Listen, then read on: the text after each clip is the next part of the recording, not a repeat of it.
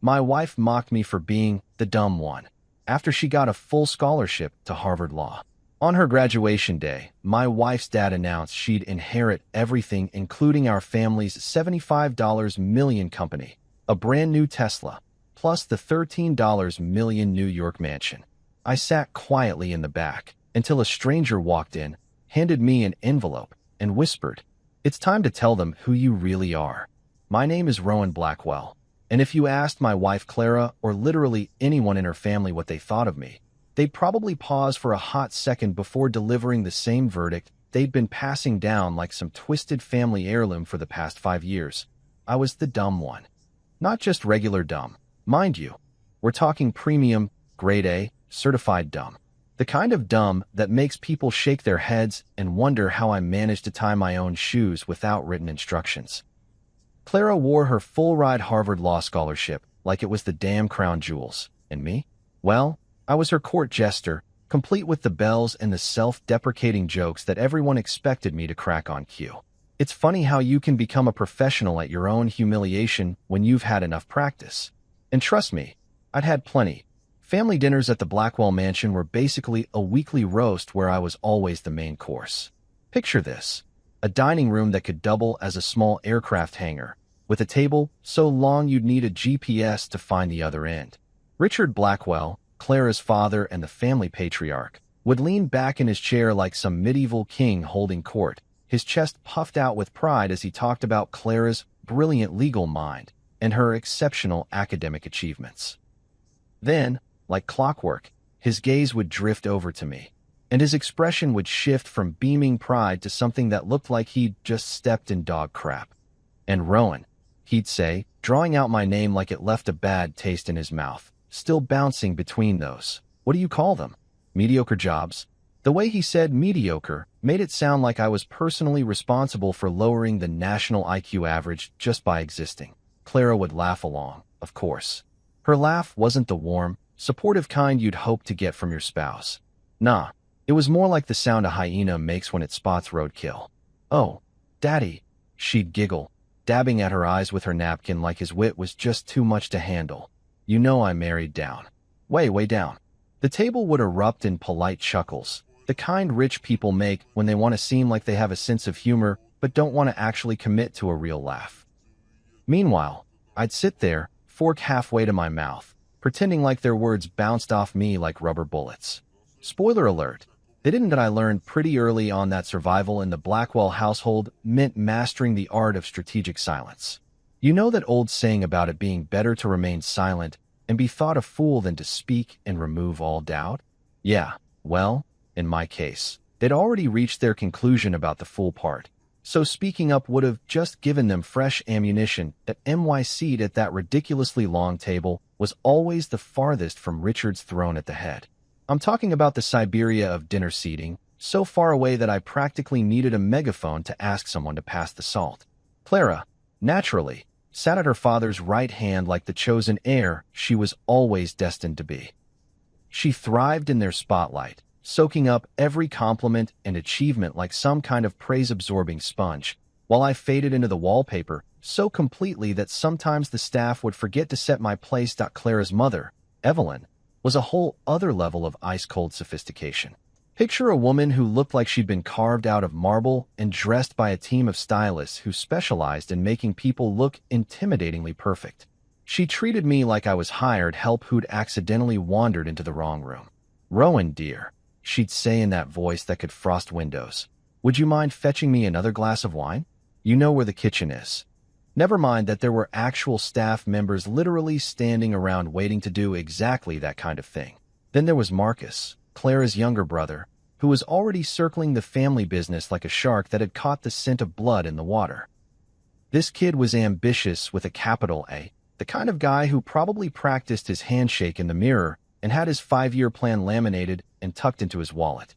He'd look at me like I was some kind of fascinating specimen in a zoo exhibit labeled "What Not to Become." The only person who ever seemed to see through the whole charade was my old friend Theo. We'd grab beers at this dive bar downtown, the kind of place where nobody cared if you went to Harvard or dropped out of community college, and he'd shake his head while I told him about the latest family dinner disaster. Man, They're using you as their personal punchline, he'd say, peeling the label off his beer bottle with more intensity than the task really required. They'll keep treating you like the joke until you stop being one. I'd laugh it off, tell him it wasn't that bad, that Clara and her family were just particular about success. But deep down, in the part of my brain that I tried to keep locked up tight, I knew he was right. I was their entertainment, their way of feeling better about themselves, their living, breathing example of what happened when you didn't measure up to Blackwell standards. The thing is, I told myself I could endure their games forever. I'd built up this whole mental fortress of acceptance, convincing myself that this was just how things were, how they'd always be. I was the dumb one. Clara was the brilliant one, and that was our dynamic until death do us part. I figured I'd spend the rest of my life playing my assigned role, nodding along when they made their jokes, clapping when they celebrated Clara's achievements, and slowly disappearing into the background until I was basically furniture with a pulse. But here's the thing about forever. It's got a funny way of ending when you least expect it. I didn't know it then, sitting at that endless table, picking at my overpriced dinner while they picked at my self-esteem, but the night of Clara's graduation was going to rewrite everything. Not just the evening, not just our relationship, but the entire story I'd been telling myself about who I was and what I deserved. Looking back now, I can see that all those silent dinners, all those practiced smiles in the face of their casual cruelty, all those moments when I bit my tongue instead of fighting back, they were just the setup for the main event. The universe was apparently just waiting for the perfect moment to drop the biggest plot twist of my life right into my lap. And boy, was it going to be a doozy. Clara's success wasn't just the family's pride and joy. It was their full-time obsession, like a religion where she was both the deity and the high priestess. We're talking about a woman who spent her Harvard summers backpacking through Europe on the family dime, posting Instagram photos that looked like they belonged in a damn travel magazine. Studying constitutional law at the Louvre, she'd caption a selfie where she looked like she'd stepped off a movie set, all windswept hair and designer sunglasses. Meanwhile, I was spending my summers elbow-deep in engine grease at Jimmy's auto shop, trying to figure out why Mrs. Peterson's Honda was making that weird grinding noise. The media ate Clara up like she was prime rib at a starving man's buffet. Local magazines ran features about her genius legal mind and her bright future in corporate law. There was this one article. I still remember it because Clara had it framed and hung in our bedroom like some kind of shrine to herself, where they called her a rising star in the legal firmament. I had to look up what firmament meant, which probably would have given the whole family a good laugh if I'd been dumb enough to ask. And me? Well, while Clara was out there being a rising star in whatever the hell a firmament was, I was washing cars at the local detail shop, fixing fences for neighbors who paid me in cash and complained about how long it was taking, and pulling warehouse shifts that started before the sun came up and ended after it went down. My hands were permanently stained with motor oil, my back ached from lifting boxes that seemed to get heavier every week, and my bank account was about as impressive as a participation trophy. Every single time I managed to scrape together something that resembled an achievement, like when I got promoted to shift supervisor at the warehouse, or when I saved up enough to buy that used pickup truck, Richard would dismiss it faster than you could say Harvard law. Pocket change compared to Clara's future, he'd say, waving his hand like he was swatting away an annoying fly. That girl's going to be making more in a month than you'll see in a year, Rowan. Maybe 2 years. Clara would smirk, that special smirk she reserved for moments when she wanted to remind me exactly where I stood in the grand hierarchy of human worth. Don't feel bad, Rowan, she'd say, patting my arm like I was a dog who'd tried really hard to fetch the stick but brought back a random branch instead. Not everyone can be extraordinary. The world needs ordinary people too. Ordinary. That word hit me like a slap every time she said it, which was pretty much whenever the opportunity presented itself. At parties, she'd introduce me as my husband, Rowan. He's very grounded. The pause before grounded was always long enough for people to fill in their own conclusions about what that really meant. Spoiler alert, it didn't mean spiritually centered or well-adjusted. But here's the thing that none of them bothered to notice while they were busy patting themselves on the back for Clara's achievements. I wasn't actually as stupid as they thought I was. Shocking, I know. All those long hours at mind-numbing jobs, all those early mornings and late nights, All that pocket change Richard was so quick to dismiss, it was adding up.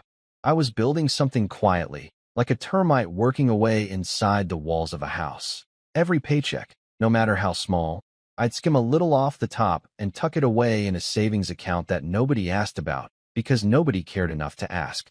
$20 here, $50 there, whatever I could manage without Clara noticing that our joint account was running a little leaner than usual. She was too busy basking in the glow of her own brilliance to pay attention to our mundane financial details anyway. I was getting stronger, too, not just financially, but physically. All that manual labor that Richard liked to sneer about was turning me into something that probably would have surprised them if they'd bothered to look. Carrying boxes, fixing engines, hauling fence posts. It was like getting paid to work out, except instead of some fancy gym membership that cost more than I made in a week, I was getting muscles and a paycheck at the same time. My boss at the warehouse, Victor Ramirez, was one of the few people who seemed to see past the dumb one label that had been slapped on my forehead like a permanent name tag. Victor was this stocky guy with calloused hands and sharp eyes who'd worked his way up from nothing and didn't have much patience for people who thought they were better than honest work. "You know what, Rowan?" he said one afternoon while we were taking a break in the shade behind the loading dock, both of us sweating through our shirts in the August heat. "One day you're going to thank me for all this weight you're carrying now. Not just the boxes, but all of it. The whole damn load." At the time, I thought he was just being philosophical in that way that working guys sometimes get when they're trying to make sense of why life kicks the crap out of some people more than others. But Victor had this way of looking at you like he could see something you couldn't see yourself, like he was reading a book that you didn't even know was being written. Even Clara's cousin Janet, who was usually too busy trying to stay on the family's good side to rock the boat, would occasionally whisper things to me at family gatherings that made me wonder if I wasn't completely alone in that house of mirrors. "You deserve better," she'd murmur when Clara was off holding court with some other Harvard grads. Her voice is so low I almost missed it. But when push came to shove, when the jokes started flying and the insults began landing, Janet would just look down at her plate and pretend she hadn't seen anything worth defending. I wasn't stupid, despite what the family consensus seemed to be. I could see exactly what was happening. I was being systematically underestimated, written off, dismissed as irrelevant. And you know what? I was starting to think that might be the best thing that ever happened to me. See, when people think you're not worth paying attention to, they stop watching you. They stop caring about what you're doing, where you're going, what you might be planning. They just assume you're going to keep being exactly what they think you are forever. The dumb one, the disappointment, the guy who married up and should be grateful for the privilege. But that weight Victor was talking about? It was making me stronger in ways they couldn't even imagine. And that savings account nobody knew about? It was growing steadily, like compound interest on their own arrogance. The night Clara's family announced she would inherit everything was when that weight became useful, when all those dismissed achievements and forgotten paychecks started looking like something else entirely, like preparation for a moment I didn't even know was coming. Clara's Harvard Law graduation wasn't just a ceremony. It was a full-blown royal coronation disguised as an academic achievement. I'm talking about the kind of event that makes the Oscars look like a backyard barbecue. The Blackwells had rented out this massive ballroom in Manhattan, the kind of place where every chandelier probably cost more than I'd made in the last 3 years combined. Crystal dripped from the ceiling like frozen tears of joy, and the marble floors were so polished you could have used them as mirrors to check if you had something stuck in your teeth.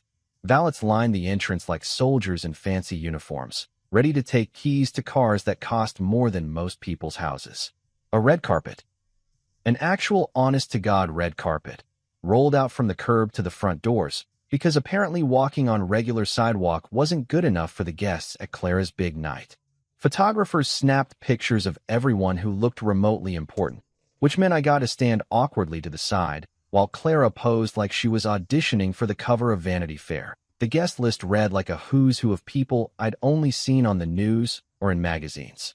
Senators who probably had their own Wikipedia pages, bankers whose net worth had more zeros than I could count without taking off my shoes, and CEOs of companies whose logos I recognized, but whose products I couldn't afford.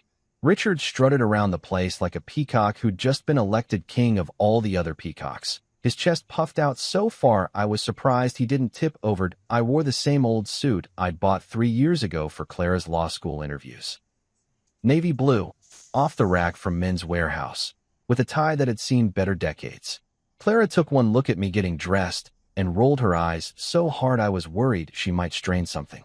"Try not to embarrass me tonight," she whispered as she adjusted her diamond earrings in the mirror, the ones her parents had bought her as a pre-graduation gift that probably cost more than my truck. My role for the evening was crystal clear and brutally simple. Sit in the back, clap politely when everyone else clapped, smile when someone looked my way, and basically disappear into the shadows like a well-trained ghost. I was background noise, human wallpaper, the plus one who existed solely to make Clara look good by comparison. Think of me as the person in the crowd scene of a movie. Technically there, but completely forgettable. Clara floated off to greet her guests the moment we walked through the doors, her law school friends swarming around her like she was some kind of celebrity. And maybe she was, in this weird little bubble where Harvard degrees and family money were the ultimate measures of human worth. I watched her work the room like a professional politician, air-kissing people she probably couldn't stand and laughing at jokes that weren't funny enough to crack a smile from a toddler. Harriet Knox, this sharp-eyed business journalist who looked like she could smell bullshit from 3 states away, was prowling around with a digital recorder and a notepad, probably gathering material for some puff piece about America's rising legal stars, or whatever they were calling overachieving rich kids.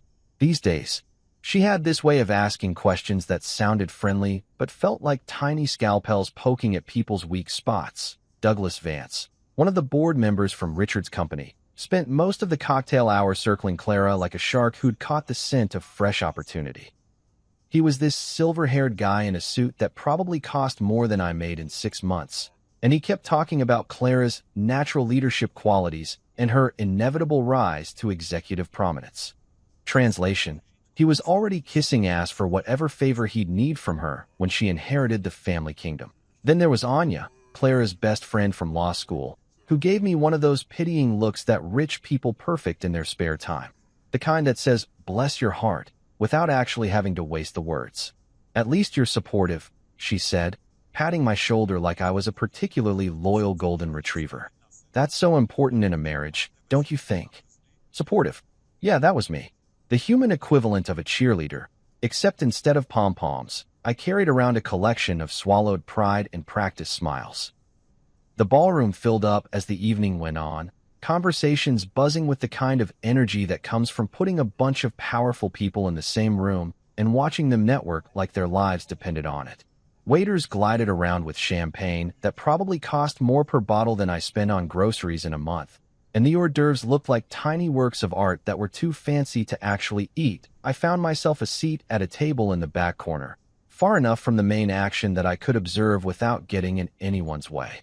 The table was set for 8, but I was the only one sitting there. Apparently, my assigned table mates were all too important to actually sit down and eat when there was schmoozing to be done. From my vantage point in social Siberia, I watched Richard Gladhand his way through the crowd, telling anyone who would listen about Clara's exceptional academic record and her bright future in corporate law.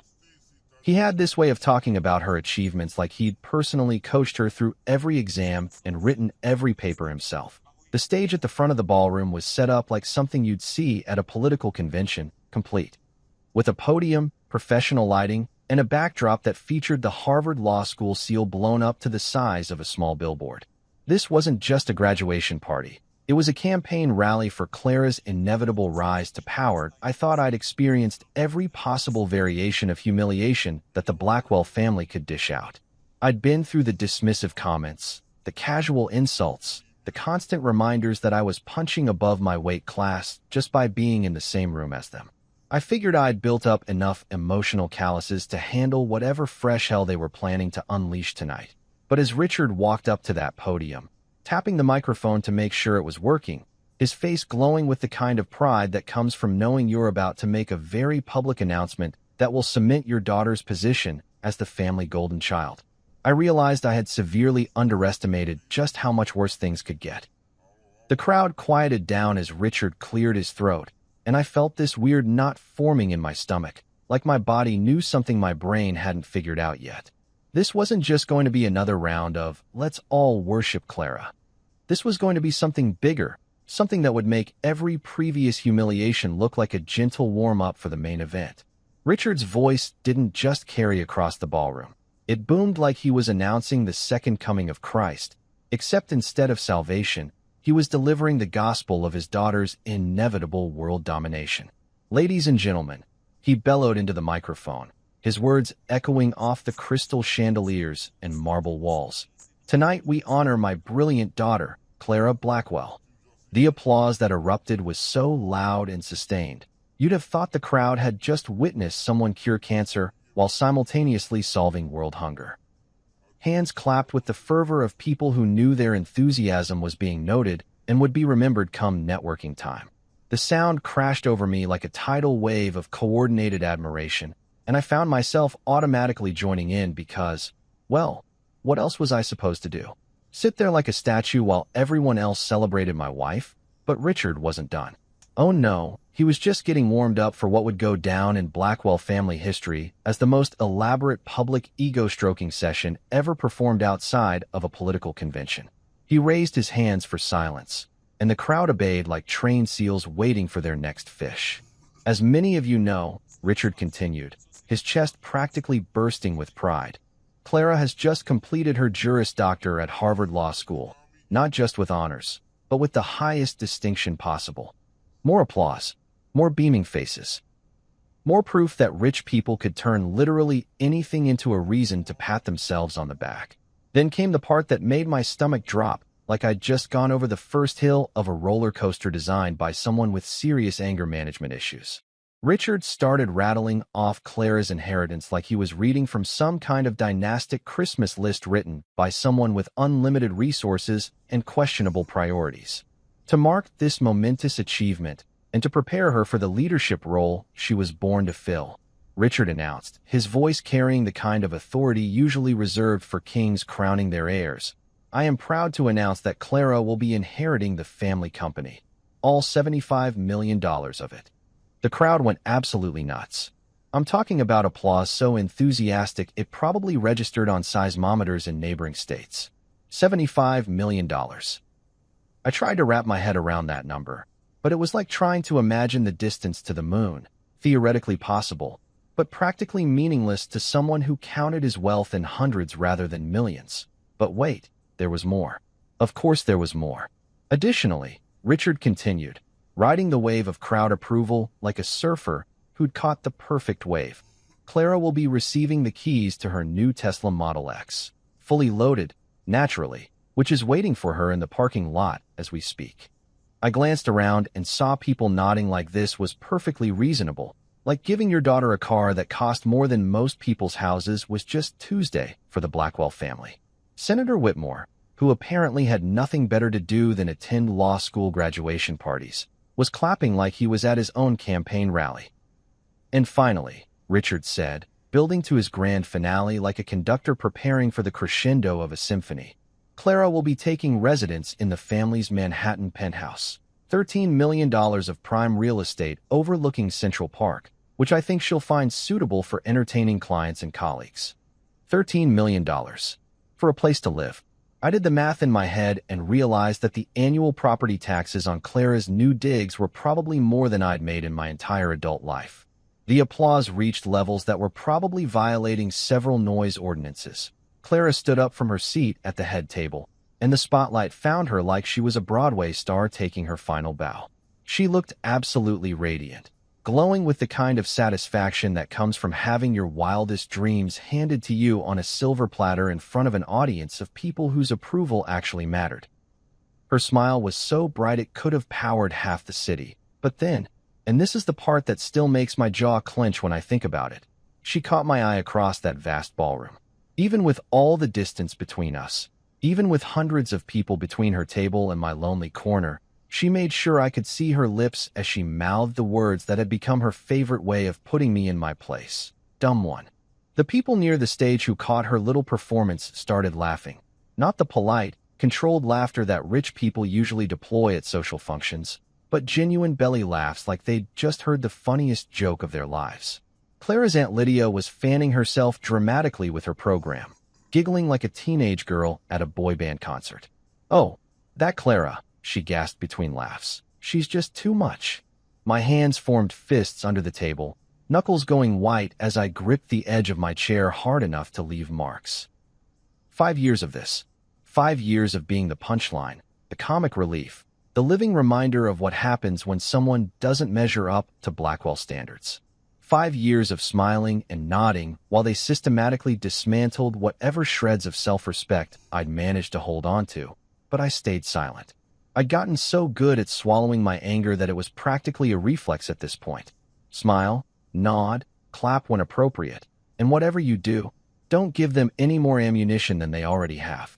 That was the survival guide I'd written for myself, and it had kept me alive in their world, even if alive was probably too generous a term for what I'd been doing. The applause continued to thunder through the ballroom as Clara basked in her moment of triumph. Senators, CEOs, lawyers, and social climbers all united in their appreciation for a young woman who'd been handed everything she'd ever wanted and convinced herself she'd earned it all. The American dream in action. If your version of the American dream involved being born into wealth and having your success guaranteed before you took your first breath. Richard finally stepped back from the microphone. His work done, his daughter properly coronated in front of an audience that would remember this night and spread the word about Clara Blackwell's inevitable rise to power. The party would continue for hours, with more speeches, more networking, more chances for everyone to celebrate Clara's bright future, while I sat in my corner, like a piece of furniture that someone had forgotten to move to storage. I thought the humiliation was over. I thought I'd reached the bottom of whatever pit they were planning to throw me into. I figured I'd sit through the rest of the evening, drive Clara home to our modest apartment, and pretend like my heart hadn't been ripped out and stomped on in front of 300 witnesses. But then something happened that would change everything. Something so unexpected that it took me several seconds to process what I was seeing. A man in a dark suit was walking directly toward me. Not toward Clara, not toward Richard, not toward any of the important people who actually mattered. He was walking toward me. The man in the dark suit moved through the crowd like he had GPS coordinates locked onto my exact location. While everyone else was still buzzing about Clara's coronation, still caught up in the afterglow of Richard's grand announcement, this guy was cutting through the sea of tuxedos and evening gowns with the kind of purpose that made my skin prickle with something I couldn't quite identify. Anticipation? Fear? Both? He wasn't particularly tall or imposing. Average height, maybe mid-50s, with graying hair and the kind of face you'd forget 5 minutes after meeting him. But there was something about the way he carried himself that screamed important business, like he was carrying state secrets or nuclear launch codes instead of whatever was making that slight bulge in his jacket pocket. The weirdest part. Nobody else seemed to notice him. Not Clara, who was still glowing in her spotlight like she'd just been elected queen of the universe. Not Richard, who was working the crowd like a politician who'd just announced his presidential campaign. Not even the business journalist, Harriet Knox, who'd been prowling around all night looking for the next big story. This guy was invisible to everyone except me, and that made absolutely no sense. He reached my table in the back corner of the ballroom, and I half expected him to ask me to move or tell me I was in the wrong seat, or something equally humiliating. Instead, he bent down next to my chair, close enough that I could smell his aftershave. Something expensive and understated that probably cost more per ounce than I spent on lunch. "It's time to tell them who you really are," he whispered, his voice so low I had to strain to hear him over the ongoing celebration. Then he slid a thick, white envelope across the table toward me, the kind of envelope that looked like it contained either very good news or very bad news, with no middle ground in between. Before I could ask him what the hell he was talking about, before I could even process what had just happened, he straightened up and melted back into the crowd like he'd never been there at all. I looked around frantically, trying to spot him among the sea of faces, but it was like he'd been absorbed by the very air in the ballroom. Gone. Vanished. Like some kind of corporate magician who specialized in delivering mysterious envelopes to confused warehouse workers. The envelope sat on the table in front of me like it was radioactive. It was heavy.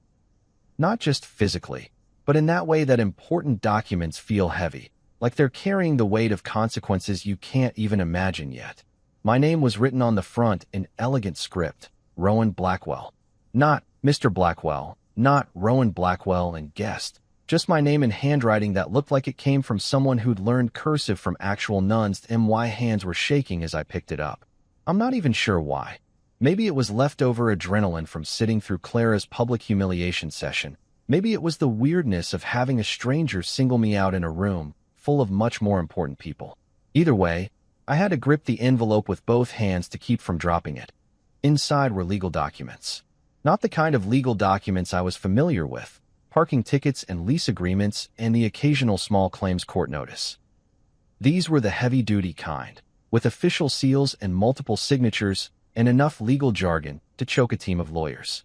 The paper felt expensive, like the kind of stock that cost more per sheet than I usually spend on dinner. But as I started reading, really reading, the words began to sink in like ice water through my veins. Company shares. In my name. Rowan Blackwell. The Manhattan Mansion. Not Clara's Manhattan Mansion, but mine. Bank accounts I'd never heard of, trust funds I'd never known existed, investments that had been quietly growing for years while I was washing cars and loading trucks. All of it in my name. All of it signed and sealed and legal. On the last page, in handwriting I recognized but couldn't quite place, was a signature that made my heart stop. Henry Blackwell. Richard's father. Clara's grandfather. The old man who'd built the Blackwell empire from nothing and who'd been quietly watching from the sidelines for the past few years as Richard strutted around like he owned the world. But it was the letter tucked behind the legal documents that really knocked the wind out of me. Written in Henry's careful, old-fashioned script, it explained everything in words that hit me like a series of gentle punches to the gut. Rowan, if you're reading this, then the time has finally come for the truth. I've been watching you for 5 years now, watching how you handle their cruelty, watching how you work without complaint, watching how you treat people who can't do anything for you in return. You know humility. You know people, not just power. That is leadership. I had to read that line 3 times before it sank in. Leadership. He thought I had leadership qualities. Me, the dumb one. The guy who couldn't even get a seat at the good table at family dinners. The letter continued. Richard thinks leadership is about commanding respect through fear and money. Clara thinks it's about being smarter than everyone else in the room. They're both wrong. Real leadership is about understanding that every person matters, that every job has dignity, that success means lifting others up, not standing on their backs to reach higher shelves. My chest felt tight, like someone had wrapped steel bands around my ribs and was slowly tightening them. For the first time in 5 years, hell, maybe for the first time in my entire adult life, someone had actually seen me. Not the version of me that Clara and her family had created, not the caricature they'd painted for their own amusement, but the real me. The me who remembered the names of every person I'd ever worked with, who asked about their kids and their problems and their dreams. The me who'd never missed a day of work, who'd never complained when the jobs got harder or the hours got longer. The me who'd been quietly saving money and building strength while everyone else was busy writing me off as irrelevant. Claire Monroe, one of the junior associates from Richard's company, was watching me from across the room with a look of suspicion that made me realize I probably wasn't doing a very good job of hiding my shock. My hands were still shaking, and I was pretty sure my face had gone through several different colors in the past few minutes. But for once in my life, I didn't care who was watching or what they might think. My legs felt like they were made of jelly, but my resolve, something I didn't even know I possessed, was solid as concrete. The envelope had changed everything. Not just the money or the property or the legal ownership of assets I'd never dreamed of having. It had changed how I saw myself. I stood up from that table in the back corner, the envelope clutched in my hands like a shield, and started walking toward the stage where Clara was still basking in applause that suddenly seemed a lot less impressive than it had 5 minutes ago. Time to tell them who I really was. The walk from my table to the stage felt like it took about 3 hours and 3 seconds at the same time. Every step across that polished marble floor echoed in my head like gunshots, and I could feel the weight of 300 pairs of eyes starting to notice that the dumb one was moving around without permission. The conversations didn't stop exactly, but they got quieter, the way they do when people sense something interesting is about to happen but aren't sure if they should be worried or entertained. Richard was still basking in the afterglow of his grand announcement, shaking hands and accepting congratulations like he'd just won the Nobel Prize for exceptional fathering. His smile was so wide it looked like it might crack his face in half, and he had that satisfied glow that comes from knowing you've just publicly cemented your legacy in front of everyone who matters.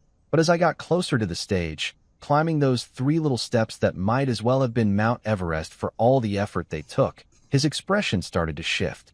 The smile faltered like a light bulb with loose wiring, and his eyes narrowed with the kind of confusion that comes from seeing your least favorite person doing something unexpected. "Rowan," he said into the microphone, his voice carrying that warning tone that parents use when their kids are about to embarrass them in public, "this isn't your place." The crowd had gone quiet now, that kind of dead silence that happens when everyone realizes they're about to witness either something spectacular or something spectacularly awful. I could feel their collective attention focused on me like a laser beam. And for a second, just 1 second, the old me almost turned around and slunk back to my corner table like a scolded dog. But then I remembered Henry's letter. I remembered that someone had actually seen me, had believed I was worth something more than comic relief and casual cruelty. I reached for the microphone, and Richard's hand shot out to stop me, but I was faster than he expected. Apparently, all that warehouse work had given me better reflexes than anyone had bothered to notice. "Actually," I said, my voice carrying across the ballroom with a steadiness that surprised even me, "this moment belongs to me." The silence that followed was so complete you could have heard a champagne glass drop in the kitchen. 300 people, all frozen like someone had hit the pause button on the entire evening. Clara's mouth fell open like she was trying to catch flies, and I could see the exact moment when her brain started trying to process what was happening. I held up the envelope, raising it high enough that everyone in the ballroom could see it, like I was holding up some kind of sacred document. Which, in a way, I guess I was. "Henry Blackwell chose me," I announced, my words cutting through the silence like a sword through silk. Not Clara, not Richard, me. The company, the mansion, the accounts, all of it was placed in my name. The gasps that erupted from the crowd sounded like a bunch of people had just been collectively punched in the stomach. I heard someone's champagne glass actually hit the floor and shatter, and Harriet Knox whipped out her digital recorder so fast I thought she might give herself whiplash. Richard lunged for the documents in my hand like a desperate man grabbing for a life preserver, but before he could reach them, there was this sound, tap, tap, tap, that made everyone in the ballroom freeze like they'd heard the voice of God himself, they walking, cane-hitting marble floor. Slow, deliberate, authoritative. The crowd parted like the Red Sea as Henry Blackwell made his way toward the stage. He was frail, no point in pretending otherwise, but there was something unbreakable in the way he carried himself, like he was made of steel wrapped in old paper. At 92 years old, he moved with the kind of dignity that comes from knowing exactly who you are and exactly what you're worth. The man was a living legend, the kind of guy who'd built an empire with his bare hands back, when that actually meant something.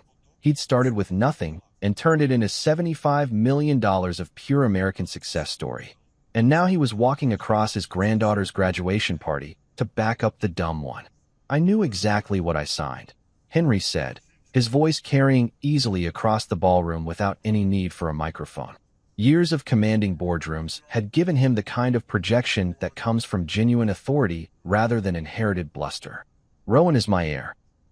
The silence that followed was different from the shocked quiet that had greeted my announcement. This was the silence of people who suddenly realized they'd been playing a game without knowing all the rules, and the rules had just changed in ways that made their heads spin. For the first time in my entire adult life, people were clapping for me. Not polite, obligatory applause because someone told them to, not the kind of scattered clapping you give to the opening act before the main event. Real applause. Enthusiastic applause. The kind of applause that comes from people who are genuinely impressed and maybe a little bit awed. It started slowly, with just a few people who seemed to understand what had just happened, but it spread through the ballroom like wildfire. Hands coming together in genuine appreciation, faces lighting up with something that looked suspiciously like respect. Even some of the people who'd been laughing at Clara's dumb one comment 20 minutes earlier were clapping like they'd suddenly remembered their manners. Clara looked terrified. Not angry, not confused, but actually terrified, like someone had just told her that everything she'd ever believed about her place in the world was a lie. Her face had gone pale, and her hands were gripping the edge of her table so hard I could see her knuckles turning white from where I stood on the stage.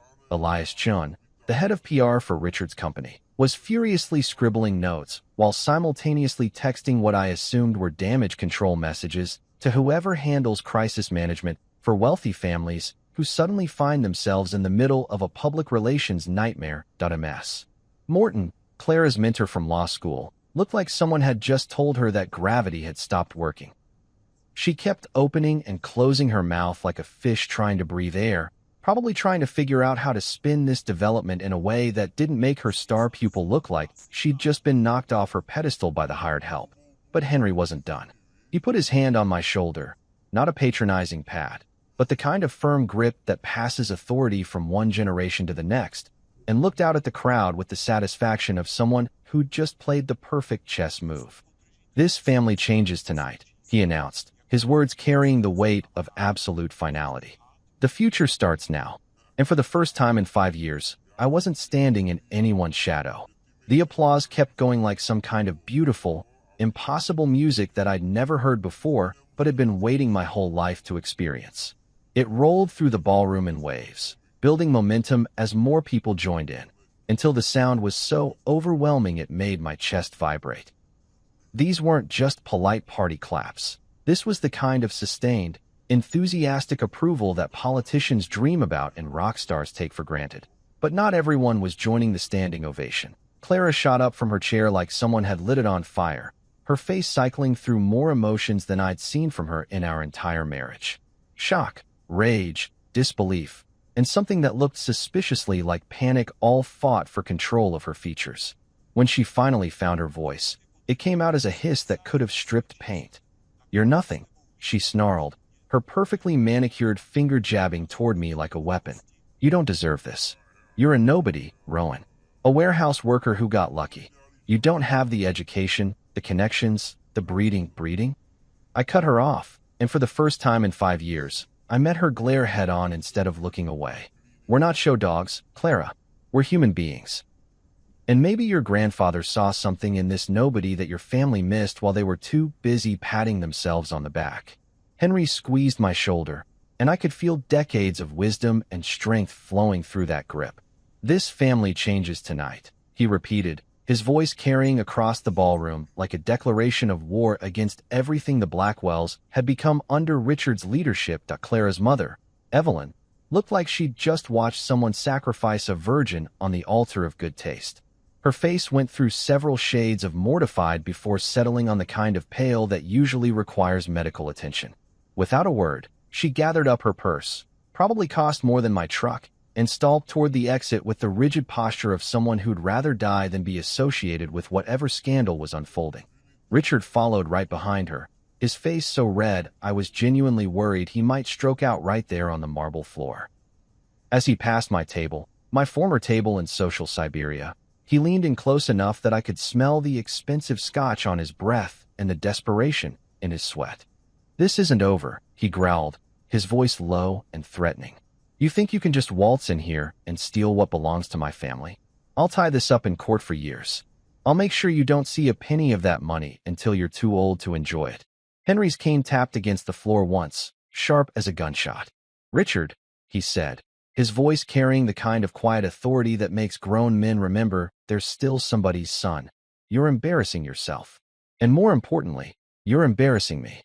Richard's mouth opened and closed like he was trying to argue with gravity itself, but no words came out. After a few seconds of looking like a fish gasping for air, he turned and followed Evelyn toward the exit, muttering what I assumed were creative threats under his breath, but Clara stayed. Oh, she stayed all right, trembling with the kind of rage that comes from having your entire worldview shattered in front of 300 witnesses. Her hands were shaking so badly, I was surprised she could still hold onto her champagne glass. 5 years, she said, her voice climbing toward hysteria. 5 years I've carried you, supported you, made excuses for your mediocrity. And this is how you repay me? By stealing what's rightfully mine. I didn't steal anything, I replied, surprised by how calm my own voice sounded. Your grandfather made a choice. Maybe if you'd spent less time reminding me how dumb I was and more time actually getting to know the man who built this empire, you might understand why he made it. The crowd was eating this up like it was the best reality TV show ever broadcast. I could see people whispering excitedly to each other, phones being discreetly pulled out to record what was probably going to be Manhattan social media gold by morning. Harriet Knox looked like Christmas had come early. This was the kind of story that made careers in business journalism. May Carter, the CFO of the company, and one of the few people in Richard's orbit who'd ever treated me like a human being, was standing near the bar with something that looked suspiciously like approval in her eyes. She caught my gaze and gave me the smallest nod, the kind of professional acknowledgement that said, maybe this is exactly what we needed. Jordan Hale, the head of HR, was nodding along like someone who'd been waiting years for this exact moment. I'd always suspected that Jordan knew exactly what kind of toxic environment Richard had been fostering, but had been powerless to do anything about it without support from the top. Well, now the support from the top had a new name. Mine. Henry stepped closer to Clara, and for a moment, I saw a flash of the grandfather who'd probably taught her to ride a bike and helped her with homework. But his voice, when he spoke, carried disappointment so heavy it made the air thick. Clara, you have been given every advantage, every opportunity, every door opened before you could even reach for the handle. But you never learned the most important lesson of all, which is, she snapped, tears starting to form in her eyes. That power without character is just tyranny with better clothes. The words hit her like a physical blow. She actually took a step backward, her face crumpling like someone had just told her that everything she'd ever believed about herself was a lie. Which, I guess, someone pretty much had, but Clara wasn't done fighting. Not by a long shot. She wiped her eyes, straightened her shoulders, and fixed me with a look that could have melted steel. You may have the papers, Rowan, she said, her voice dropping to a whisper that somehow carried more menace than all her shouting had. But you'll never have me. You think you've won something here tonight? You've won nothing. Because at the end of the day, you're still the same pathetic little man who couldn't even command respect from his own wife. The ballroom had gone quiet again, everyone waiting to see how I'd respond to what was clearly intended as the killing blow. 5 years ago, hell, 5 hours ago, those words would have destroyed me. They would have sent me crawling back to my corner, apologizing for daring to think I deserved better, but Henry's letter was still folded in my pocket, and his hand was still on my shoulder, and for the first time in my adult life, I knew exactly who I was and exactly what I was worth. That I looked at Clara, really looked at her, maybe for the first time since we'd gotten married, and my answer came out calm and clear and absolutely final. I don't need you to have the future, Clara. I never did. The next morning hit me like a freight train made of possibility and panic. I woke up in my cramped apartment. The same place I'd been living while Clara got to dream about her $13 million Manhattan penthouse. And for about 30 seconds, I wondered if the whole thing had been some kind of stress-induced hallucination. Maybe I'd finally snapped from years of being treated like furniture with a pulse, and I'd just imagined walking up on that stage and dropping the biggest bombshell in Blackwell family history. But then I saw the envelope on my nightstand, thick and real and absolutely not a figment of my imagination.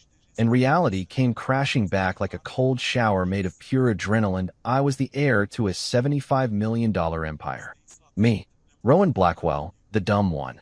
The guy who'd been washing cars and loading trucks while everyone else was busy being impressed with themselves. The Blackwell Company headquarters looked different when I walked through the front doors that morning.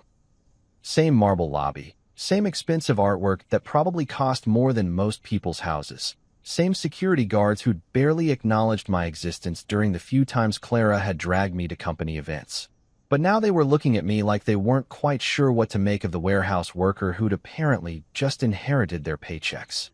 Mr. Blackwell, said the head of security, a guy named Thompson who'd been with the company since dirt was invented, Ms. Carter is waiting for you in the boardroom.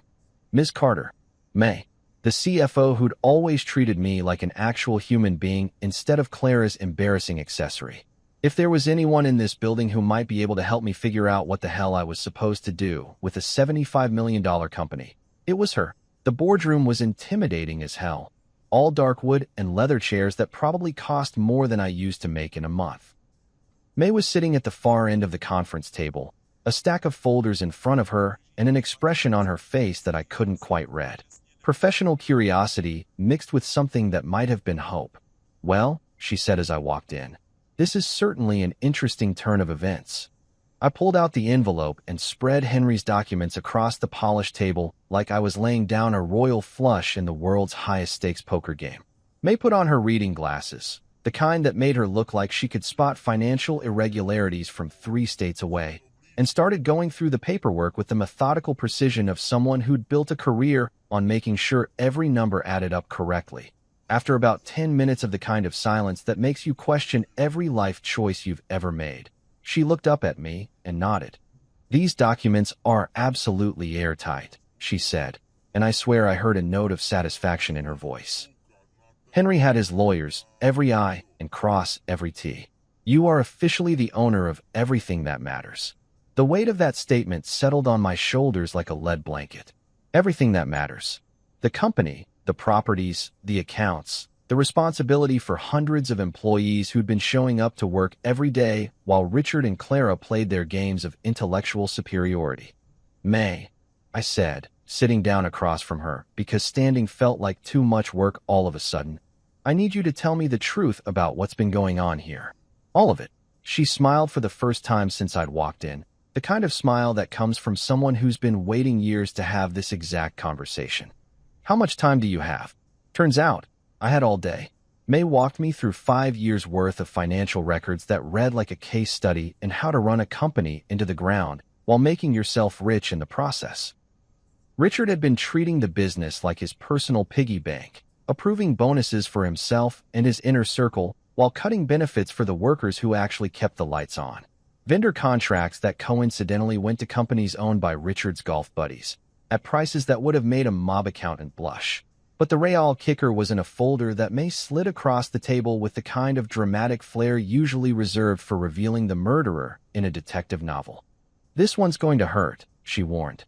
Inside were documents showing that Marcus, Clara's ambitious little brother, had been systematically siphoning money from employee pension funds to finance his own investment schemes. We're talking about retirement money that belonged to people who'd worked their entire lives for the company.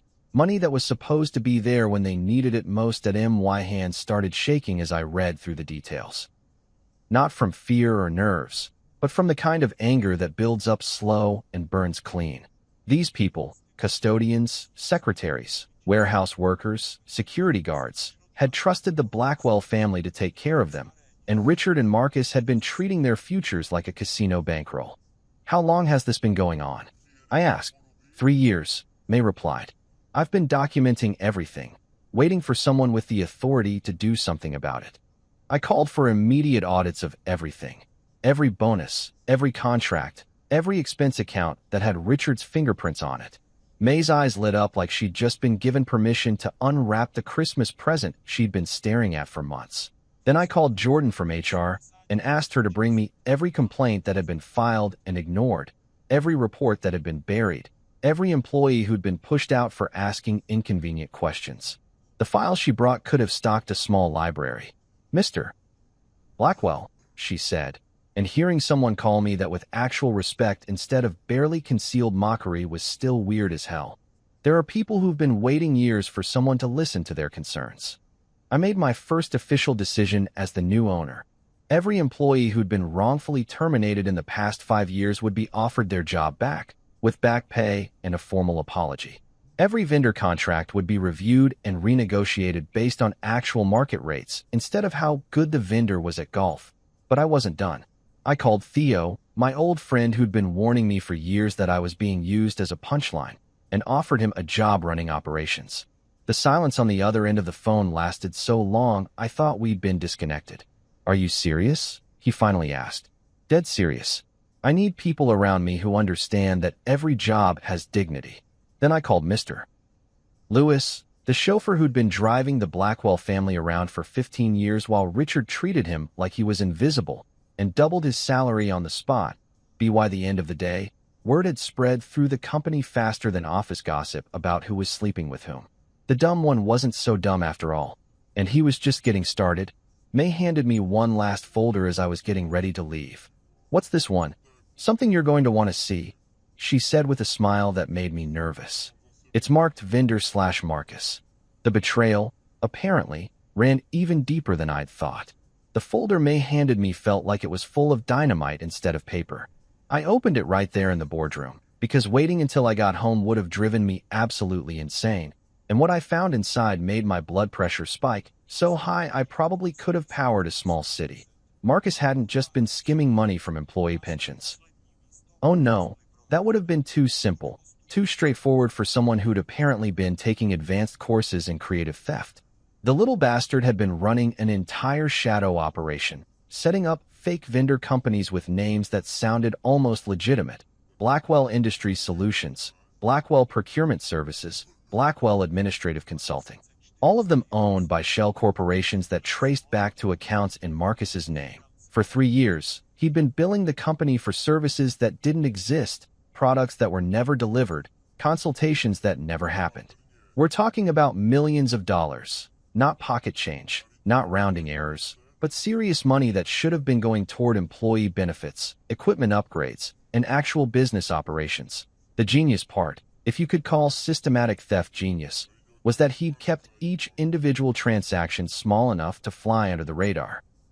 A few thousand here, a few thousand there, spread out over dozens of fake companies so that no single vendor looked suspicious. But when you added it all up, Marcus had been bleeding the company dry while his father praised Clara's brilliance and treated me like I was too stupid to balance a checkbook. May was watching my face as I read through the evidence, and I could see her calculating whether I was going to explode or implode. How did you find all this? I asked. I've been tracking irregular payments for 2 years, she replied. Richard kept telling me to stop asking questions, but I kept copies of everything. Call it professional paranoia. Professional paranoia that was about to save the company from bleeding out completely. I looked at my watch, 6:30 in the evening, which meant Clara and Marcus were probably at the mansion, licking their wounds from last night's public humiliation and plotting whatever counterattack they thought might work. Time for a family meeting. The drive to the Blackwell estate felt different this time. Instead of dreading another evening of casual cruelty and systematic humiliation, I was carrying a folder full of evidence that would blow their perfect little world to smithereens. The security guard at the gate looked surprised to see me, probably figured I'd been permanently banned after last night's scene, but he waved me through after checking some kind of list. I found them in Henry's study, which felt appropriate since that's where the old man had probably made the decision to bypass them all in favor of the dumb one. Clara was pacing back and forth like a caged animal, her perfect composure from last night completely shattered. Marcus was slouched in one of the leather chairs, trying to look casual, but failing miserably. The kid's poker face wouldn't have fooled a 5-year-old. Well, Clara said when she saw me walk in, her voice dripping with the kind of venom that could strip paint. Look who decided to show up. Come to gloat, have you? Actually, I said, setting the folder down on Henry's desk with a thud that made both of them jump. I came to give you both a chance to explain this. Clara's smirk faltered when she saw the folder. Marcus went pale so fast I was worried he might pass out right there in his grandfather's chair. The kid tried to play it cool, but his hands were shaking badly enough that I could see it from across the room. I don't know what you think you found, Clara started, but I held up a hand to stop her. 3 years of systematic theft, I said, opening the folder and spreading the evidence across the desk like a dealer laying out cards. Fake companies, fraudulent invoices, pension fund rates. Your baby brother here has been treating the family business like his personal ATM. Marcus broke first, which wasn't surprising since he'd never been as good at hiding his emotions as his sister.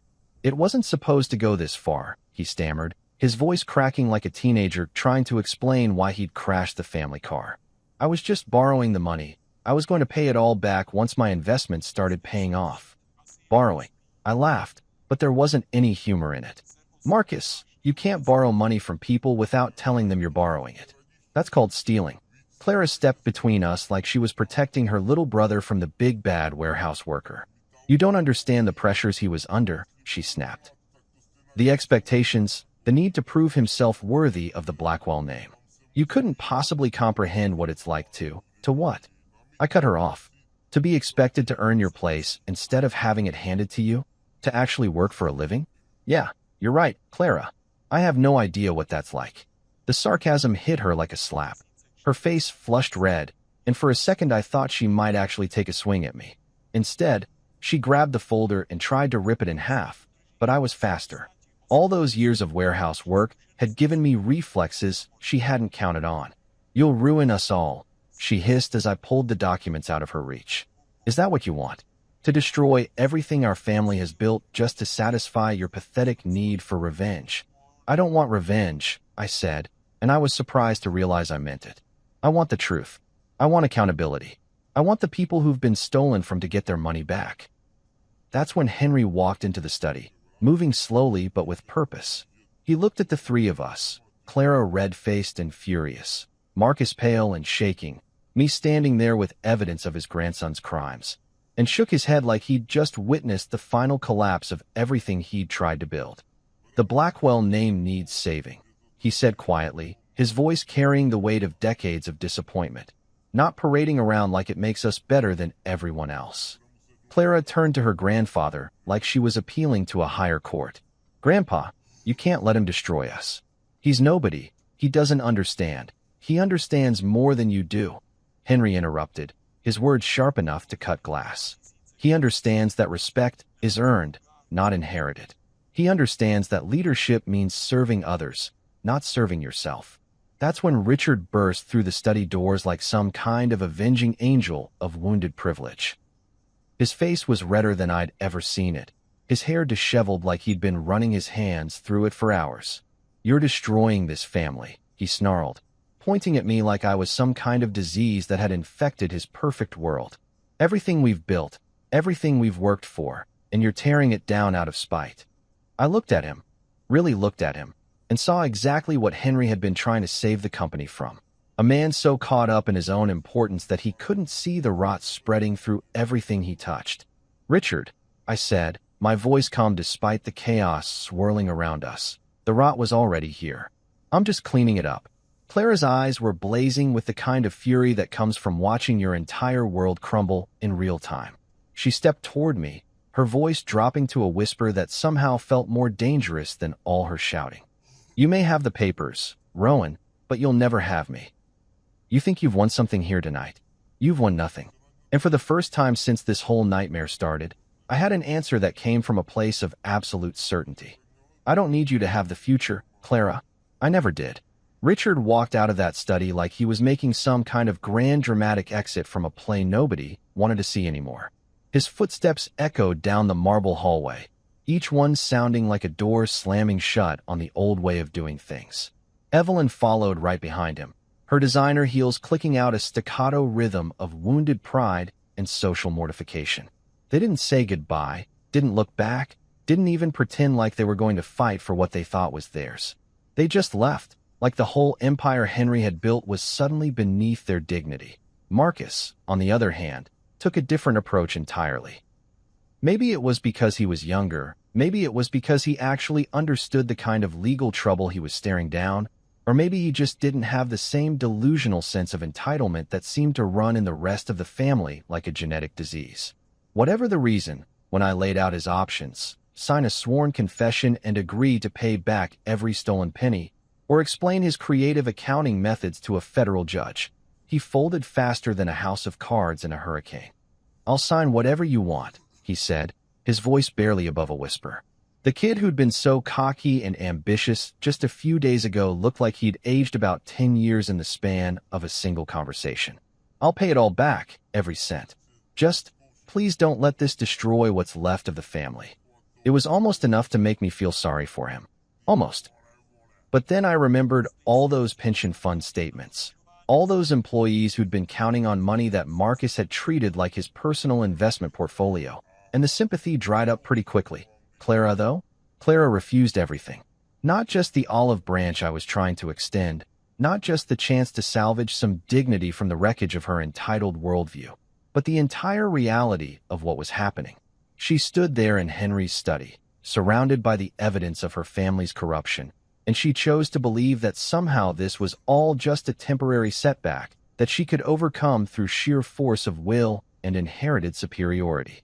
"This isn't over," she said, gathering up her purse and her wounded pride with equal care.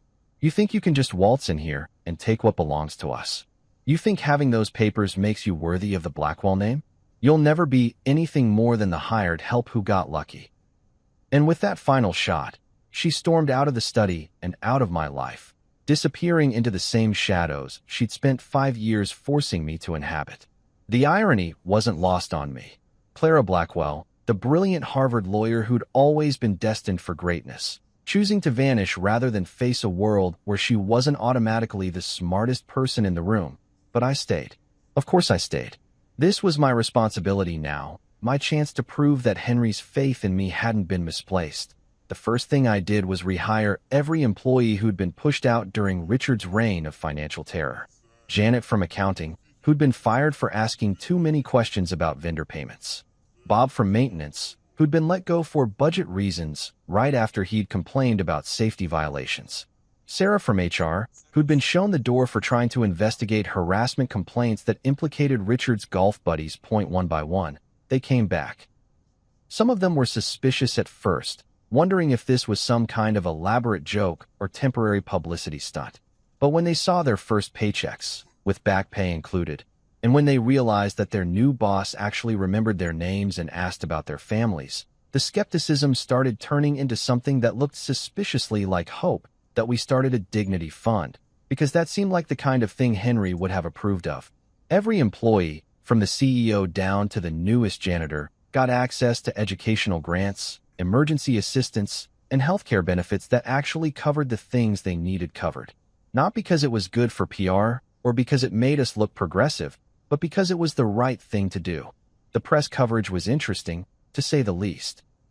Instead of the usual puff pieces about Clara's academic achievements and bright future, they started printing stories about the quiet choice Henry had made, about the warehouse worker who'd proven that worth isn't measured in degrees or bank account balances. Harriet Knox wrote a piece for the Wall Street Journal called The Blackwell Revolution, When Humility Beats Hubris, and suddenly reporters were calling me for interviews about leadership and corporate responsibility. But the moment that really mattered to me happened on a Tuesday afternoon when I drove out to Millie's Diner, the place where I'd washed dishes for 6 months when money was tight and Clara was reminding me daily that I was dragging down the family's social standing. Millie was still there, still serving coffee that could strip paint and pie that could heal emotional wounds, still treating every customer like they mattered regardless of what kind of car they drove or what kind of clothes they wore. "Well, I'll be damned," she said when she saw me walk through the door, "if it isn't Mr. Big Shot himself. You here to buy the place and turn it into some fancy bistro." "Actually," I said, sliding into the same booth where I'd eaten countless meals that cost less than Clara spent on a single cocktail, "I'm here to fund a scholarship program in your name, for kids who need a second chance, who maybe didn't get handed everything on a silver platter." Millie's eyes filled up with tears, and for a minute I was worried I'd overstepped somehow. But then she laughed, that same deep belly laugh that had made even the worst shifts bearable. "You always were too good for those people," she said, refilling my coffee cup like old times. "I just wish it hadn't taken you so long to figure it out." Theo got his office badge on a Thursday, and watching him walk through the Blackwell Industries lobby in his new suit was better than any bonus I could have given myself. Mr. Lewis, the chauffeur who'd spent 15 years being treated like furniture, got an invitation to sit at my table instead of waiting outside, and the look of surprise on his face was worth more than all of Richard's approval would have been that AT night. When the offices were quiet and the cleaning crew was working their magic, Henry and I would sit in his study and talk about the future. Not the future that Richard had planned, where power meant crushing anyone who got in your way, or the future that Clara had envisioned, where intelligence was a weapon to be used against people who hadn't been as fortunate in the genetic lottery. "Do you see it now?" Henry asked me one evening, his voice tired but satisfied. "Do you understand what leadership really means?" "Yes," I said, looking out the window at the city lights that suddenly seemed brighter, more welcoming. The lights look different when they shine on everyone. I recorded my story that night, speaking into my phone like I was leaving a message for every person who'd ever been told they weren't good enough, smart enough, worthy enough to deserve respect. If you've ever been called less, remember, your worth isn't their vote. When your moment comes, the truth will speak louder than every insult they ever threw at you. The next morning, there was another white envelope on my desk. My hands barely shook as I opened it this time. Inside was Henry's handwriting one final time. Now show them what a Blackwell really is. Game on.